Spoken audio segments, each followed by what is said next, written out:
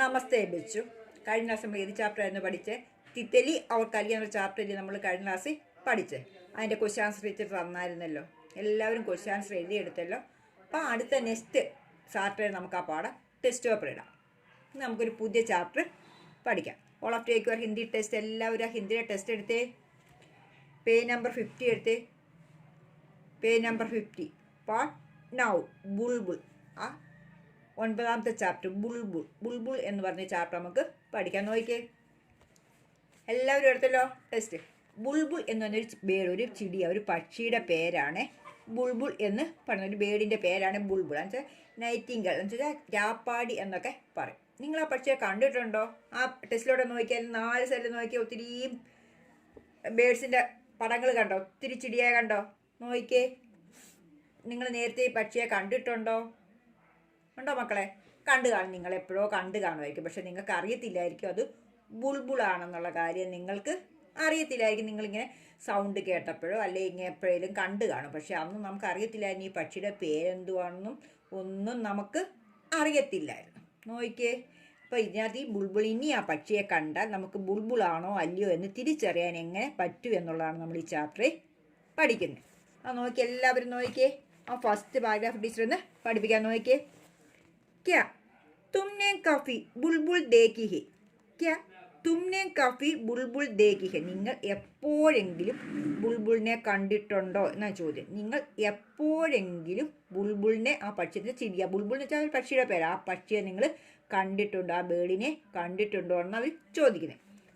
ബുൾബുൾ കോ പഹച്ചാനിനെ കാ ഏക് സരൾ തരിക്കാഹി. ബുൾബുളിനെ മനസ്സിലാക്കാനുള്ള, സരളം എന്ന് വെച്ചാൽ ഈസി ആയിട്ടുള്ള, തരിക്കാന്ന് വെച്ചാൽ ഐഡിയ, അത് ഉപ്പാന്ന് ബുൾബുളിനെ പെട്ടെന്ന് മനസ്സിലാക്കാനുള്ള ഒരു ഈസി ആയിട്ടുള്ള ഒരു ഐഡിയ എന്തുവാന്ന് വെച്ചാൽ അവർ പറഞ്ഞു തരാമെന്ന് പറയുന്നത്.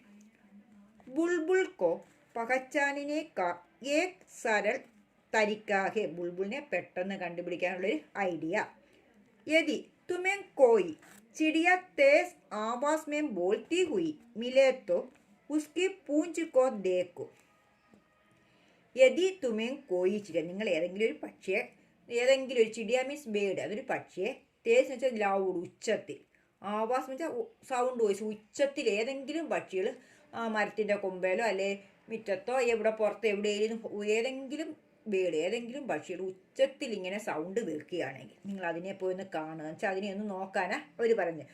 ഉസ്കി പോഞ്ച് കോ ദേക്ക്. ഉസ്കി പൂഞ്ച്, പൂഞ്ച് മീൻസ് വാല, അതിൻ്റെ വാലയിലോട്ട് നോക്കാൻ. ഏതെങ്കിലും മരത്തിൻ്റെ കൊമ്പിലിരുന്ന് ഇത്രയും ഉച്ചത്തിൽ ഏതെങ്കിലും പക്ഷികൾ ഇങ്ങനെ സൗണ്ട് വെക്കുകയാണെങ്കിൽ നിങ്ങൾ ആ പക്ഷിയെ ഒന്ന് ചെന്ന് നോക്കാൻ.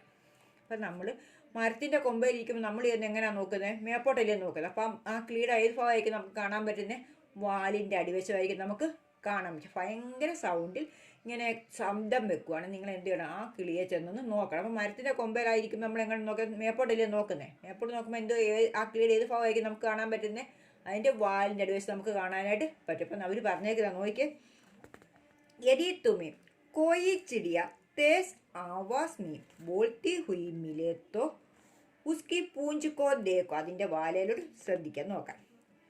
യദി പൂഞ്ച് കെ നീച്ചെ വാലി യഹ ലാൽ ഹോത്തോ സമച്ചു. വെച്ചാൽ ആ നമ്മളിപ്പോൾ മരത്തിൻ്റെ കൊമ്പയിലിരിക്കുന്ന ആ കിളിയെ അടിവശം, വാലിൻ്റെ അടിവശം നമ്മൾ കാണില്ല. നീ വിചാരിച്ചാൽ അതിൻ്റെ അടിഭാഗം, വാലിൻ്റെ പൂഞ്ചിൻ്റെ വാലിൻ്റെ അടിഭാഗത്തോട്ട് നോക്കുമ്പോൾ ആ അവിടെ ആ കുറച്ച് ഭാഗത്ത് റെഡ് കളറിലെ ഫെതേഴ്സ്, തൂവലുകൾ കാണപ്പെടും. വെച്ചാൽ ആ വാലിൻ്റെ അടിവശത്ത് കുറച്ച് ഭാഗത്തെ തൂവലുണ്ട്. റെഡ് എന്ന് വെച്ചാൽ എന്തുവാ? ലാൽ എന്ന് വെച്ചാൽ റെഡ്, ചുമപ്പ് കളറിലെ തൂവലുകൾ കാണുക. ആ കുറച്ച് ഭാഗം ഇങ്ങനെ ചുവന്നിരിക്കും. നോക്കിയാൽ നിങ്ങൾ കണ്ട ഈ കിളിയുടെയൊക്കെ ആ പടം നോക്കിയാൽ ആ പടത്തിനകത്തെല്ലാം കിളിയുടെ കണ്ടോ? ആ വാലിൻ്റെ അടിവശം ഇങ്ങനെ റെഡ് കളറായിരിക്കുന്നത് കണ്ടോ? നോക്കിയാൽ നിങ്ങൾ നോക്കിയാൽ പിക്ചറിലൊക്കെ നോക്കിയാൽ വാലിൻ്റെ അടിവശം ഇങ്ങനെ റെഡ് കളർ ഇരിക്കുന്ന കിളിയെ കണ്ടോ? അതേപോലെ നമ്മൾ അങ്ങോട്ട് നോക്കുമ്പോൾ നമ്മൾ ഫസ്റ്റ് പേജ് പാടത്തിനകത്ത് ആ പിക്ചറിനകത്തും കാണുന്ന കണ്ട ആ വാലിൻ്റെ അടിവശത്തെ ആ ഫെതേഴ്സ്, ആ തൂവലുകൾ റെഡ് കളറിലാണെങ്കിൽ ആ നോക്കാൻ, ആ കളർ ആണെങ്കിൽ ആ കിളിയെ നമ്മൾ, ആ ചിടിയെ നമ്മൾ എന്തോ പറയുന്നു? ബുൾബുൾ ആണെന്ന് നമുക്ക് മനസ്സിലാക്കാൻ പറ്റും. വെച്ചാൽ പെട്ടെന്ന് എങ്ങനെ അതിനെ മനസ്സിലാക്കാൻ പറ്റുന്നത്? ഏതെങ്കിലും കിളി ഉച്ചത്തിൽ വെച്ചാൽ ഭയങ്കര സൗണ്ടിൽ അത് ശബ്ദം വെക്കുകയാണെങ്കിൽ നമ്മൾ ആ കിളിയെ ചെന്ന് നോക്കുമ്പോൾ അതിൻ്റെ വാലിൻ്റെ അടിഭാഗത്ത് റെഡ് കളറിൽ കാണും. ആ കിളിയാണെങ്കിൽ നമ്മൾ എന്ത് പറഞ്ഞാൽ ബുൾബുളാണെന്ന് പെട്ടെന്ന് നമുക്ക് മനസ്സിലാക്കാനായിട്ട് പറ്റും.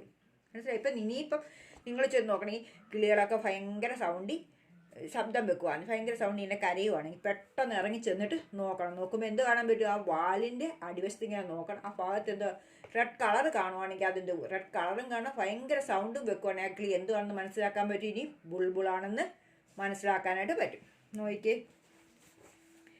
क्या तुमने काफी बुलबुल देखी है? बुलबुल को पहचानने का एक सरल तरीका है।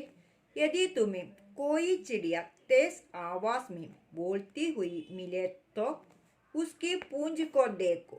यदि पूंछ के नीचे वाली जगह लाल हो तो समझो वह चिड़िया बुलबुल है. ടീച്ചർ ഒന്നുകൂടെ വായിക്കാം. നിങ്ങൾ ശ്രദ്ധിച്ച് ആ വാക്കിലോട്ട് ഞൂണ്ടി ഇരിക്കണം.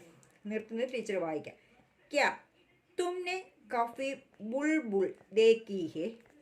बुलबुल को पहचानने का एक सरल तरीका है। यदि तुम्हें कोई चिड़िया तेज आवाज में बोलती हुई मिले तो उसकी पूंछ को देखो। यदि पूंछ के नीचे वाली जगह लाल हो तो समझो वह चिड़िया बुलबुल है. 2 or 3 times റീഡ് ചെയ്യണം. ബാലൻസ് നമുക്ക് അടുത്ത ക്ലാസ്സിൽ പഠിക്കാം. ഓക്കെ, ധന്യവാദ്.